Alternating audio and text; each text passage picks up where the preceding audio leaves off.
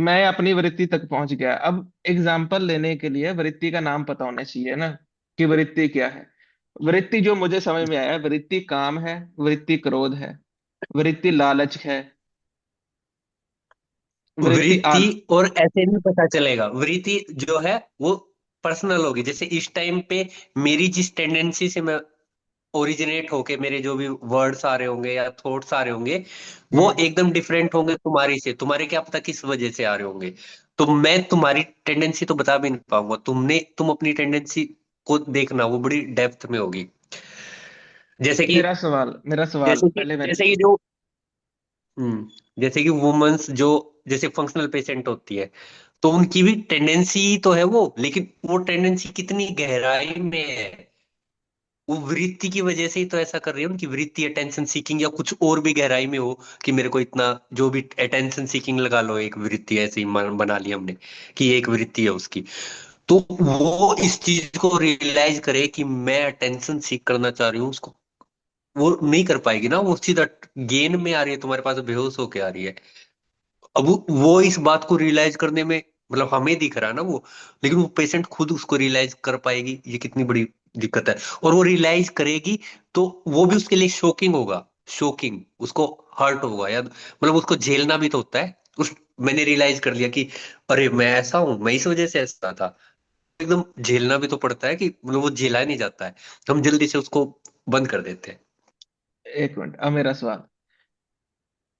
ओ functional patient हाँ। में और मेरे में और तुम्हारे में अंतर है, ठीक है। वो तो अब इतनी बेहोश है कि उसको ये भी हम्म। नहीं पता कि वो कहाँ से आ रहा है।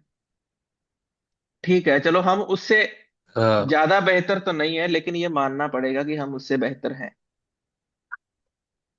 उसकी स्थिति से हमारी स्थिति बेहतर है। ठीक है, मान लो। और ये होता है, आदमी ऊपर नीचे होते हैं, कुछ ऊपर होते हैं कुछ नीचे होते हैं। ऐसे स्थिति कुछ ऊपर होती है किसी की नीचे होती है। ऐसी कंपनी तुम्हारी कुछ अच्छी होती है कुछ नहीं अच्छी होती है। तो काम कुछ बड़ा होता है कुछ कम बड़ा होता है कुछ छोटा होता है। तो ये मान सकते हैं कि उसकी स्थिति से हमारी स्थिति बेहतर है, जानकारी को लेके,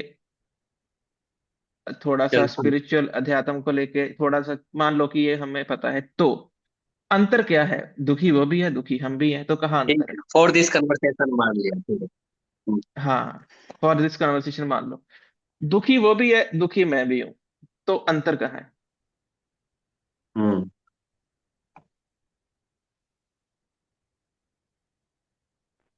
अंतर यही है कि हमारी भी टेंडेंसी छुपी हुई है, हम भी उसको रियलाइज नहीं कर रहे हैं। बेशक हमें लग रहा है कि हम रियलाइज कर रहे हैं, कि हम आई नो माई सेल्फ और I know my tendencies, but I don't know my tendencies.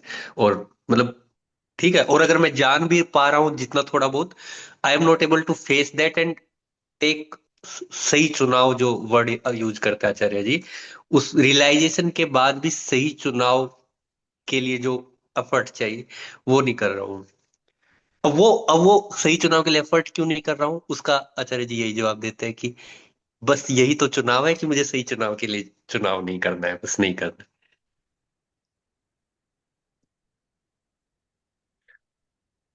तो मतलब ये है कि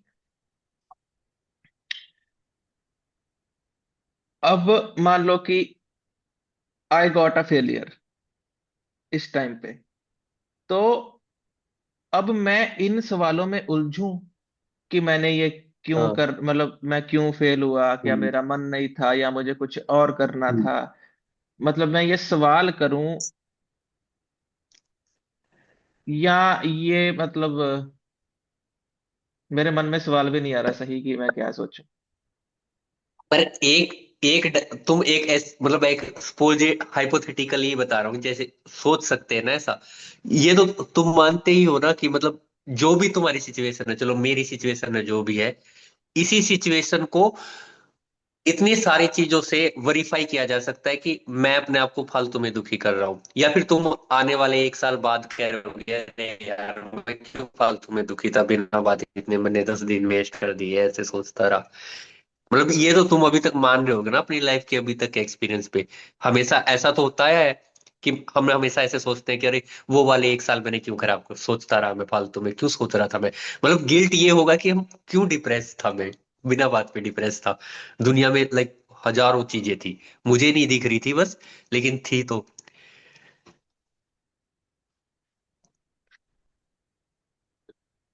ये भी तो एक फैक्ट है, अभी तक इतनी लाइफ देखी है, हमेशा ऐसे हम किसी भी पेशेंट को देखते हैं, कोई या किसी आदमी को देखते हैं, वो बोलता है मैं होपलेस हूँ, हेल्पलेस हूँ, लेकिन उसे नहीं दिख रहा होता कुछ, हमें तो दिख रहा होता है ना, अरे यार ये भी कर सकता है, ये भी कर सकता था, और ये तो इससे भी ज्यादा अच्छा चीज है जो जिस इसमें था, लेकिन वो उसको नहीं दिख रहा होता। लेकिन ऐसा वो ट्रुथ तो नहीं, उसके लिए तो वो एकदम सच होता है कि अरे यार कुछ किया ही नहीं जा सकता। हम्म। लेकिन अगर उस उसके उस माइंड को छोड़ दो, तो ऐसे बाहर से तुम देखोगे तो तुम कितने सारी चीजें बताए, ये भी किया जा सकता, वो भी किया जा सकता, वो भी। जैसे हम किसी दुकान पे जाते हैं, हम हमेशा सोचते हैं कि अरे ये तो इस चीज को ऐसे रख सकता था, इस सामान को यहाँ रख सकता था, वैसे रख सकता था, इसको तो और सुंदर बनाया जा सकता था, लेकिन ये चीज उसके दिमाग में नहीं आ रही होगी। लेकिन जब कभी वो मतलब अपने माइंड सेट में बस उलझ गया है बिना बात पे, जैसे ही वो उस माइंड सेट से दूर होगा थोड़ा, तो तब उसको लगेगा अरे हाँ यार मैं भी तो ऐसे कर हम्म सकता हूँ। जैसे अब तुम्हें लग रहा होगा कि जैसे हमें मुझे भी लगता है कि जब पीजी 3 साल थे, तुम भी तो बोलते थे कि अरे इसमें इतना क्या उलझने की बात थी, नहीं आता था तो पूछना था, और आता था तो काम करना था, रूम पे जाना था, काम करना था, रूम पे जाना था, इसमें उलझने की क्या बात थी, बस यही तो करना था, पढ़ना था, मरीज देखना था, मरीज को एक्सप्लेन करना था, मतलब एक तरह से देखा जाए तो इतनी सी बात थी। लेकिन हमने उस बात को कितना बड़ा बना लिया कि उस टाइम पे हम कितना उलझे हुए रहते थे, हमें लगता ही नहीं था कि कोई ऑप्शन है आगे। तो ये यही तो एग्जाम्पल है अपनी लाइफ का कि हम अब भी हम उलझे हुए हैं कि हमें नहीं समझ आता क्या करना है। तो हम तो इन सब को हम रख सकते हैं ना अपनी लाइफ के फ्रेम में कि अरे यार वो तो मुझे तब भी लग रहा था कि कुछ ऑप्शन नहीं है, जिंदगी बर्बाद हो गई, ये फेलियर हो गया, वो फेलियर हो गया, मुझे मेरठ आना पड़ा, मेरे को दिल्ली नहीं मिला, ऐसे तो फेलियर मानना है तो फिर पूरा फेलियर मानो कि अरे दिल्ली भी से भी तो पीजी कर सकते थे तुम। तुम क्यों मान रहे हो कि अभी तक जो किया उसमें बड़े सक्सेसफुल है? तो, तुम पंजाब से क्यों एमबीबीएस के, तुमने एम्स से क्यों नहीं की? तुम तो फेलियर तब थे, तुम ये क्यों मान रहे हो कि तुम अभी फेलियर है?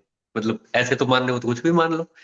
मैं भी ऐसे सोचता हूँ कि मेरे को जब इतना था तो मेरे को पीजी में इतना परेशान हुई, ये होना पड़ा फालतू में, डिप्रेस होना पड़ा, इससे अच्छा मैंने क्यों नहीं पढ़ाई की, मैं एम्स दिल्ली से क्यों नहीं किया, मैंने तो ड्रॉप भी किया था 1 साल, मैं क्यों नहीं पढ़ा, मैं बस लास्ट के 2 महीने पढ़ा, पूरा 1 साल मैंने ऐसे कुछ नहीं पढ़ा। ऐसे पढ़ता तो मैं इस दिल्ली में नहीं पीजी कर रहा होता मेडिसिन की, कितनी आसानी से आगे भी फिर मुझे मिल जाता, कितना आसान हो जाता, मुझे पढ़ना ही नहीं था पचड़े में, ना बिजनौर जाना पड़ता, मतलब मैं भी तो हाई फाई चीजों में रहता, यहाँ सब कुछ आचार्य जी के पास भी रहता, सब कुछ रहता है यहाँ दिल्ली में। तो सोच रहे हो, ऐसे तो मैं भी सोचता हूँ।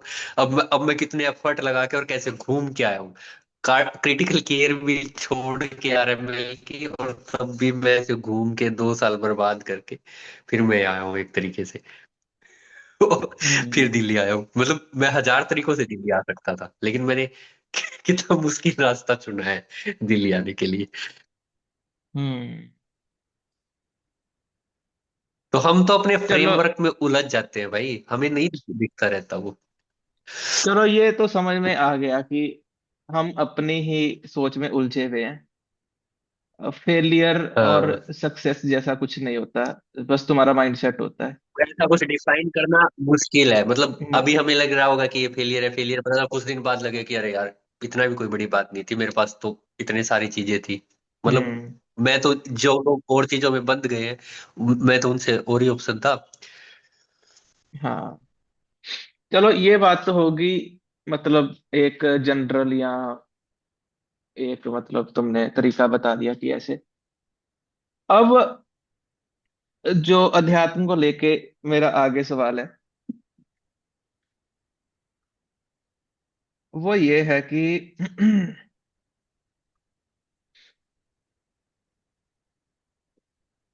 एक मिनट खत्म दो का नाम मुझे। लेते हुए ऐसा लगता है कि कितनी बड़ी बात है। एक मिनट दो मुझे।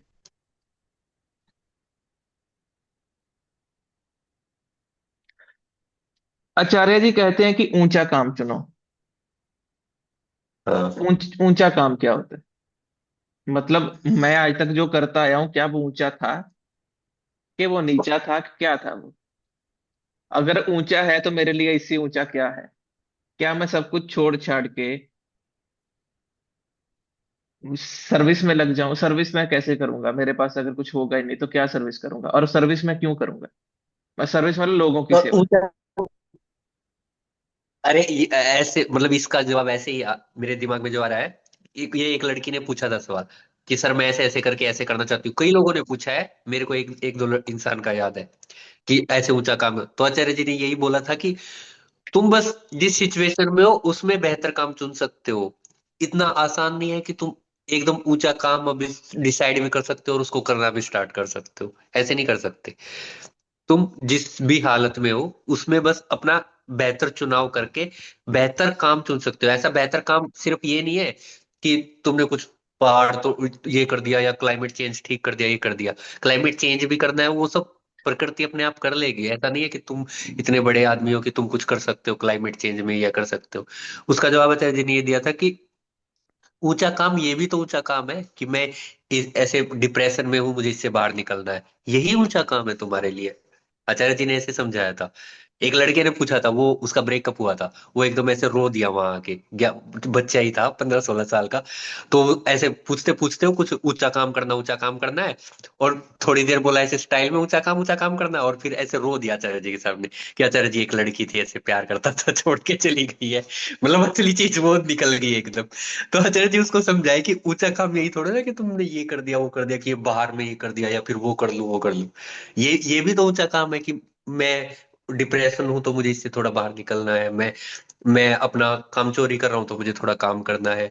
मैं अगर परेशान हूं तो मुझे मतलब सही चीज तो ये है। तुम कोई डिप्रेशन है तो उसके लिए सही चीज क्या है कि वो डिप्रेशन से बाहर आ जाए। अगर कोई गिल्टी है, एंजाइटी में है, तो उसके लिए सही काम यही है कि उसकी एंजाइटी के परे होके वो सोचे। जैसे मुझे बड़ी जल्दी पैनिक होता है कि कोई इमरजेंसी में पेशेंट आ गया, ये आ गया। तो मैं सोचता हूँ मैं इमरजेंसी में अपने आप को कैसे वो रखूं, मतलब पेशेंट के सामने अपने आप को शांत। तो मेरे लिए तो यही ऊंचा काम है ना, क्योंकि यही नहीं हो रहा है। वो ऊंचा काम और बाद में देखेंगे, अभी तो हम अपनी हालत वाला ही तो देखेंगे कि उससे ही तो बेहतर होगा। बाहर के ऊंचे काम से कोई मतलब नहीं। बाहर का भी ऊंचा काम इसलिए जरूरी है कि तुम सही रहो, मतलब हम अंदर से हमारी बेचैनी और हमारी जो बीमारियां हैं वो सब दूर रहे। ऊंचे काम का भी पर्पज ये नहीं है कि बाहर किसी का कुछ हो जाएगा भला या फिर ये हो जाएगा नाम हो जाएगा। ऊंचे काम का भी पर्पज आचार्य ये बताते हैं कि बस तुम्हारी बेहतरी हो। अब तुम्हारी बेहतरी तुम किसी भी तरीके से कर रहे हो, वो तो तुम उस अपनी हालत से ही शुरू करेंगे हम अपनी बेहतरी करना तो। एक मिनट मैं लिख लूंगा इसे, ये तो बड़ी इंपॉर्टेंट बात है। अरे ये उस लड़के को बताया था ना, मुझे भी तभी समझ आया। मैं भी सोचता था कि ये कर लूं वो कर लूं, डॉक्टरी छोड़ दूं, इधर चला जाऊं उधर चला जाऊं। तो फिर जब ये सही लगा मुझे, यही बताया आचार्य जी ने, यही बताया था कि तुम जिस भी हालत में हो उसमें तुम्हें पता है कि तुम्हें बेहतर होना है, तो उसी में बेहतर होना वही ऊंचा काम है।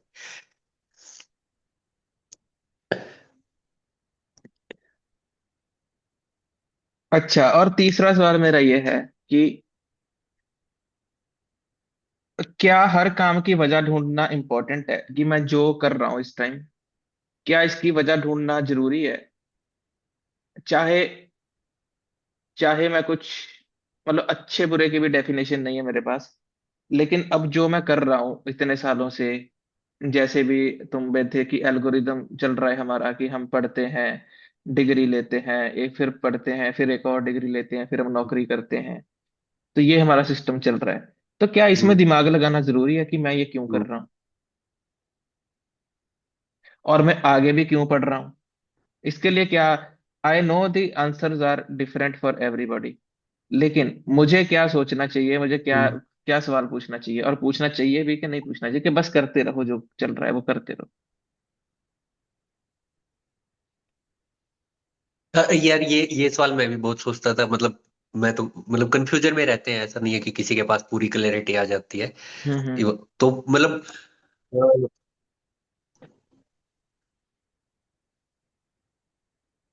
तो मैं क्या जवाब। क्योंकि जब मुझे हम, लगता है जब हमारे हमारे जवाब, बहुत सारे जवाब ऐसे मिल चुके हैं और बार बार अगर हमें एक ही जवाब मिल रहा है तो फिर बार बार उस चीज को पूछने की मुझे नहीं लगता कि उसमें ज्यादा हमें क्वेश्चन करना चाहिए।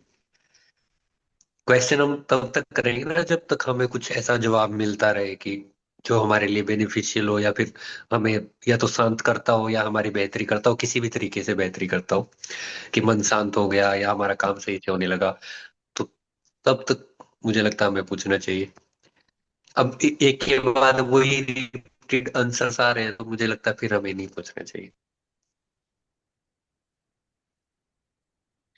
नहीं, इसका तो आंसर आ ही नहीं रहा ना। अब देखो, अब मैं कुछ काम करना चाहता हूँ। पहली बात तो मैं कौन हूँ? मान लो कि मैं हम्म। अहम हूँ। अब अहम कुछ भी काम करना चाहेगा, तो उसमें क्या सवाल पूछे कि वो क्यों कर रहा है या क्या कर रहा है। मतलब मैं ये नहीं कि गलत काम या आवृत्तियों में गिर जाने की बात कर रहा हूँ, मैं कुछ सार्थक काम की बात कर रहा हूँ। फॉर एग्जाम्पल कि मुझे पढ़ना है ताकि मैं एग्जाम क्लियर करूँ, पहला। मुझे वार्ड में जाना है, मैं राउंड लूं क्योंकि वो मेरा काम है। हम्म। मतलब अब कर्तव्य को, काम को भी आचार्य जी थोड़ा सा नेगेटिव बताते हैं कि ये नहीं होता, कि ये कोई ऊंचा काम नहीं है। मतलब मैं इसको ऐसे बता रहा हूँ तुम्हें। तो मतलब फिर नहीं, मैं क्या करूं? मुझे एंड ऐसा लगता है आचार्य जी यहाँ को पे सुन ये के बात कि मैं आती है जो भी ना। कर रहा हूँ गलत कर रहा हूँ। वो लगता है, अब मैं तो इस चीज को ऐसे करता हूँ कि जब आचार्य जी जॉब कर रहे थे या कोर्स कर रहे थे, तो वो पूरा काम करते थे ना उनका, जो उनसे एक्सपेक्टेड है। अब मैं सैलरी ले रहा हूँ हॉस्पिटल से, मुझे सैलरी मिल रही है किसी चीज की, मैंने कुछ शर्तों पे साइन कर रखा है। तो जिन कंडीशंस पे मैं उनसे सैलरी पा रहा हूँ, तो वो काम तो मुझे करना ही पड़ेगा ना। समझ रहे हो? मतलब वो काम, और उस काम को अगर करना है, बस उसको ईमानदारी और बेहतरी से कर सकता हूँ। इसका इसका आंसर तो मुझे बस यही आता है। अगर मुझे कहीं और से पैसे मिलने लग जाएंगे, या कहीं और से सैलरी, या फिर किसी और चीज से, तो करूंगा। मतलब ये थोड़े ना कि सब काम करके एकदम, मतलब कुछ ही कामों में ऐसे बोला जाता है, मतलब आचार्य जी की तरफ से आता है कि जो एकदम एकदम खराब लगते हैं। मतलब वो ऐसे बोलते तो क्लियर कट तो नहीं है, लेकिन फिर भी जो उनकी बातों से लगता है कि जैसे जिसमें डायरेक्ट एनिमल क्रूरल्टी होती है, डायरेक्ट वाली, वो उन्हीं सब कामों में एकदम डायरेक्ट तो बोलते हैं। बाकी अब अगर तुम, अब मैं सैलरी पे पा रहा हूँ, मैं काम नहीं कर रहा हूँ, तो मतलब ये तो वो नहीं है ना। मतलब ये चीजें मुझे भी लगती थी कि मैं उसको बेहतर करूं, पर मुझे अपने आप को देखना चाहिए, मुझे सैलरी चाहिए, मतलब मुझे को पैसे चाहिए। तो उस पैसे के लिए मैं किसी से आदान प्रदान कर रहा हूँ, तो वो चीज तो पूरी करनी पड़ेगी सैलरी के लिए। यही सवाल तो पूछते हैं घूम फिर के लोग, जो वो लोग भी आते हैं जो वहां पे पूछते हैं माइक लेके हाथ में। वो लोग भी तो ऐसे ही सवाल पूछते हैं कि मेरी ऐसी नौकरी है, ऐसे मैंने लोन ले रखा है, मेरा ये चल रहा है, वो चल रहा है, मेरा मन करता है मैं छोड़ दूं नौकरी, और मैं ऐसे करूं। लेकिन तो उसमें ये थोड़े ना कि आचार्य जी ये बोलते कि छोड़ दो।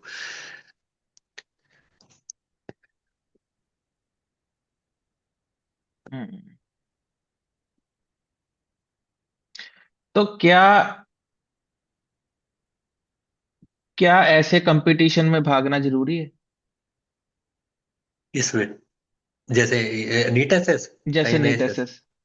क्योंकि मेरी आज जो स्थिति है, वो एग्जाम क्लियर करके ही मैं जिस, अगर मेरी स्थिति थोड़ी सी भी अपने आप को बेहतर मानता हूँ मैं, पैसों को लेकर हाँ। और आराम को लेकर कि मुझे हम्म। रूम मिला है, मुझे जगह मिली है, मुझे नौकरी मिली है, हम्म। मेरे ऊपर कोई प्रेशर नहीं हम्म। है, थोड़ी बहुत जो रिस्पेक्ट आती है जॉब के साथ वो भी मिली है। और ये सब कुछ पॉसिबल हुआ हाँ, क्योंकि मैंने कुछ कंपटीशन एग्जाम क्लियर क्लियर करा। किया। मेरा भी सेम है। मैं और भी अब आगे अगर आगे मैं चाहता हूँ कि ऐसा हाँ। बना रहे या इससे स्थिति बेहतर हो, कुछ अपने लिए हम्म। भी कि हाँ मैं अच्छा काम करूं और इससे बेहतर काम करूं उसके लिए। हम्म। और हम्म। दूसरा है कि उससे पैसे भी ज्यादा मिलेंगे। और तीसरा है कि उससे हाँ।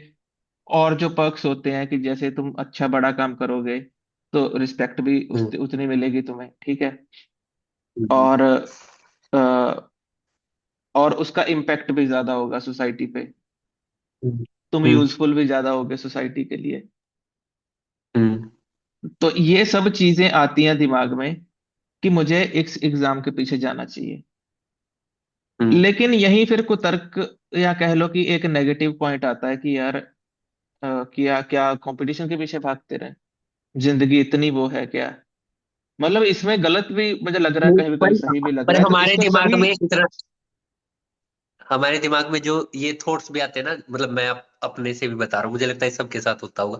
मतलब हम जब ये रीजन भी ले आते हैं ना, कि जैसे मैं अपने आप को रीजन दे देता, अरे यार क्या कंपटीशन ही जिंदगी है या ये जिंदगी है, मैं ये सब थॉट्स तब आते थे जब मैं पढ़ नहीं पा रहा होता था कहीं ना कहीं, और मेरे एकदम ऐसे लगता था कि क्यों पढूं, मतलब जब मैं कर नहीं पा रहा था उसको, मतलब मैं पढ़ नहीं पा रहा हूँ, तो मैं अपने आप को ऐसे रीजन देने लग जाता है दिमाग अपने आप की, अरे जरूरी थोड़ा ना कंपटीशन में भागना, मतलब वो हमारा कोई अच्छे सेंटर से नहीं आ रहा है, अगर मुझे अभी रैंक वन कोई दे दे तो मैं तो बहुत खुश होऊंगा, क्या पता मैं कोई बहुत अच्छी ब्रांच भी ले लूं, कोई रैंक वन दे दे, और उस टाइम पे अगर ये ऐसे छोड़ के जाना हो कि मतलब, तो मतलब किसी चीज में चुनाव करना हो, क्या पता मैं उसकी तरफ चुनाव कर लूं, कि वो क्या कहते हैं रैंक की तरफ।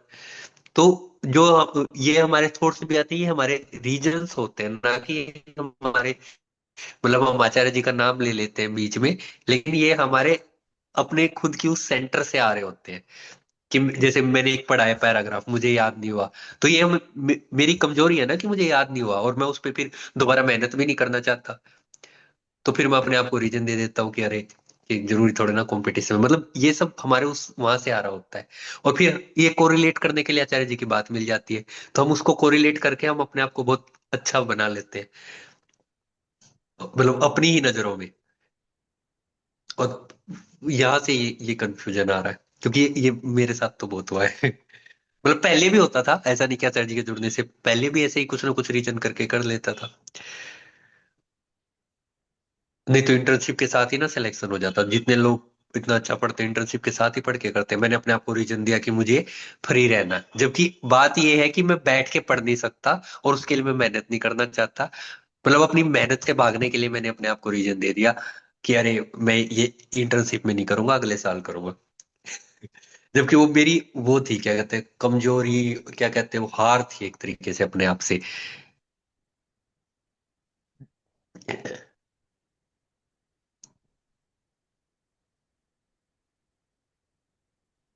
चलो ठीक है, मुझे काफी सारे सवालों के जवाब तो मिल गए हैं। और हाँ, और अभी देखते हैं आगे कुछ और। अभी अध्यात्म को लेके कुछ सवाल हैं, ये तो चलो हमारे पर्सनल व्यवहारिक सवाल थे। अध्यात्म को हाँ, लेके हमने थोड़ा मिक्स कर दिया। पहला सवाल जो था वो आत्मावलोकन पे था, दूसरा कुछ सवाल था, हम्म, तीसरा सवाल ये कंपटीशन का था। अभी सवाल चौथा क्या बनाऊं? रुको।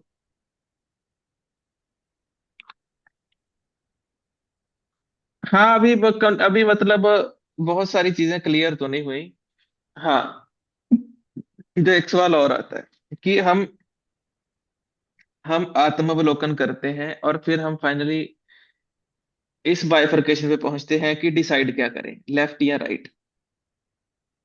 तो मान हम्म, लो हम right right right right decide करते जाएं, हाँ। तो क्या उससे हमें मुक्ति मिल जाएगी? कि अध्यात्म का काम तो मुक्ति देना है ना। मुक्ति किस चीज से? मुक्ति वर्ड का मतलब तो क्या है? फ्रीडम मुक्ति। ना, मुक्ति का और क्या मतलब है?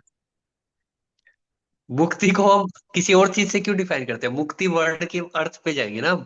मुक्ति चाहिए मतलब फ्रीडम चाहिए, और फ्रीडम किसको चाहिए होती है? जो किसी बाउंडेशन में है। हम्म। तो मुक्ति कोई ये थोड़े ना है कि मतलब हम मुक्ति के बारे में बनाए हुए हैं कि ये आदमी ऐसे घूम रहा है और इसको इसको कोई फर्क नहीं पड़ रहा है, इसको ना कोई वृत्ति उठती है ना ये कुछ है, हम दुखी ऐसे नहीं सोच है। रखे। हाँ, ये दुखी नहीं है, इसको कुछ फर्क नहीं पड़ता है, ये अपना सब सहन कर लेता है, मतलब ये हमारी इमेजेस है जो हमने गेन कर ली है सोसाइटी से। और ये इमेजेस जाती नहीं है भाई, मैं 3 साल से सुन रहा हूँ, 3 साल हो गए, मतलब वही इमेजेस बड़ी जल्दी आ जाती हैं। जैसे ही तुमने बोला मुक्ति, मेरे दिमाग में भी एकदम वही आया, अरे अच्छा मुक्त होके घूम रहे हैं। मतलब ये तो आचार्य जी को इतना सारा सुना है तब जाके वो कि अरे भाई ये सब क्या हमने फोटो बना रखा दिमाग में। मुक्ति का बस मुक्ति वर्ड पे हम जाएंगे, वो क्यों ही बोले मुक्ति, मुक्ति का मतलब तो फ्रीडम। फ्रीडम किसको चाहिए? बंधन, अभी मेरा बंधन क्या है? फिर बंधन तभी तो अभी अभी मैं क्या फ्री नहीं हूँ, मतलब क्या करने के लिए फ्री नहीं हूँ? क्या करना चाहते हो तुम अभी, या फिर तुम्हें क्या चीज है जो जिसके प्रति तुम बाउंड फील करते हो। फिर जब उनकी गहराई में जाएंगे तो फिर हमें पता चलता है कि हर चीज के प्रति हम मतलब आचार्य जी ऐसा कंक्लूजन बताते हैं। मतलब मैं तो आचार्य जी की ये बात बता रहा हूँ, मैं ऐसा नहीं कि मैंने ये रियलाइज कर लिया है कि कि फिर हम जब उनके रीजन्स में जाते हैं कि मैं क्यों बाउंड फील कर रहा हूँ, मैं मेरे को ऐसा क्या है कि मुझे कंपटीशन करा है कि करना है या करना है। तो अब उसके रीजन्स पता चलते हैं कि ये सब सोशल कंडीशनिंग से आया है। मतलब ये बंधन हो गया ना एक। हम कितना बंधन में फील कर रहे हैं, मैं भी कर रहा हूँ कि अरे जैसे कि सबका हो गया है मेरा नहीं हुआ, और मेरे को ये करना, और मेरे को इससे मतलब बहुत अच्छी ब्रांच लेनी है, और ये करना है और वो करना है, और फिर मुझे ये करना है, या फिर मुझे इतने पैसे कमाने, ये हमारा बंधन ही तो हो गया। हम इसी से तो दुखी है कि हम ऐसा नहीं कर पाए तो। मतलब हमारा जो एक डर है कि ये है ना, ऐसा नहीं कर पाए तो इतने पैसे कमाने के बाद कभी कभी मैं बीमार हो गया, मेरे पास इलाज करने के लिए कोई नहीं मिला तो, या फिर मेरी पत्नी मुझे मतलब इतने पैसे मांगी और फिर मैं नहीं दे पाया तो, मतलब ये हमारे फियर ही तो है। और यही हमारे बंधन, और क्या है। अगर ये सब ना करना हो तो बताओ तुम कितना अभी बैठे बैठे कितना उन्मुक्त फील करते। यार खाली बैठना तो ऑप्शन ही नहीं है ना, क्योंकि कर्म तो हो ही रहा है। तुम खाली बैठे हो वो भी कर्म है। हाँ हाँ हाँ हाँ। और वही ये तो। जो बंधन हाँ, है ये भी वास्तविक है। ये जो दुख है, तो यही तो चिंता है, बात ये भी वास्तविक है। है। कर्म, आवाज नहीं आ रही अभी। कर्म।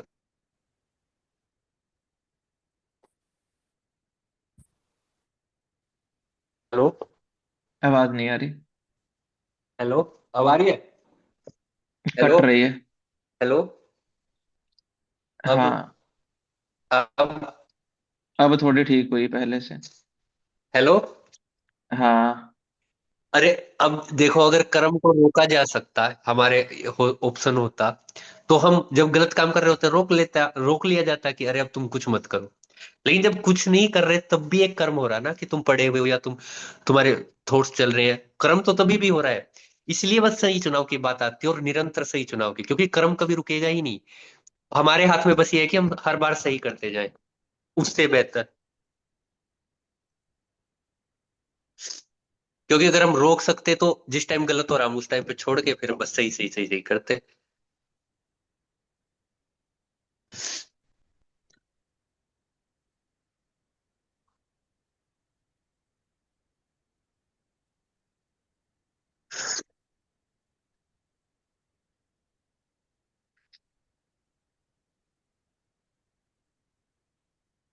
जो दुख अभी तुमने बताए वो सारे वास्तविक है।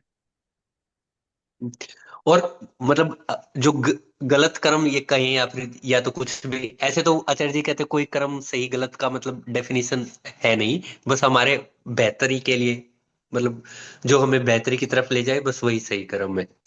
मतलब जो ठीक है, मतलब ऐसा कुछ ऐसे एक्शन में नहीं है बाहर की। ऐसा नहीं है कि तुम क्लाइमेट एक्टिविटी बन गए तो तुम बहुत अच्छा ही कर्म कर रहे हो। डिपेंड, ऐसा एक्शन देख के बिल्कुल भी नहीं कहा जा सकता, उसके पीछे भी पता नहीं तुम किसी और चीज से कर रहे हो। मतलब ईगो अपना कुछ भी अच्छे कर्म करता है सही होने के लिए, दिखने के लिए, करने के लिए। और इसलिए यार सही यही तो, चुनाव निरंतर की बात है। हम्म। यही तो फिर अब क्या क्राइटेरिया डिसाइड करें। अब जितना मैं बताता हूँ, श्लोक है। अम,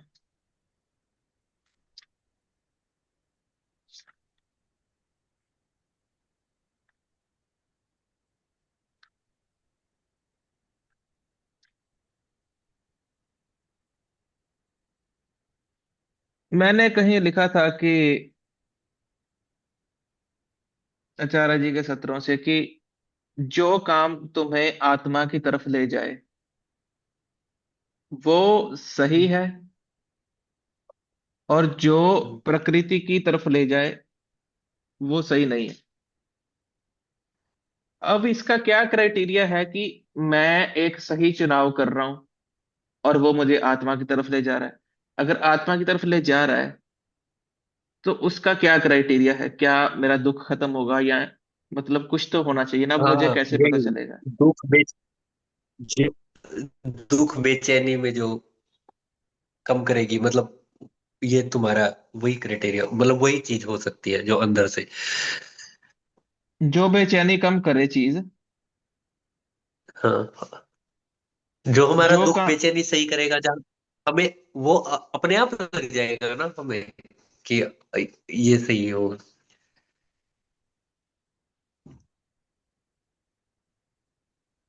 वो ये कह रहे थे कि जो कर्म बेचैनी कम करे वो कर्म ठीक है।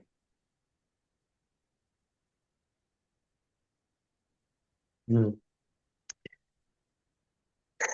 हाँ। तो तुम्हें कैसे पता चलेगा कि तुम आत्मा तक पहुंच गए, तुम आत्मा हो गए, ये तुम्हें, क्योंकि तुम कुल मिला के कुछ नहीं हो, तुम अहम ही तो हो। ये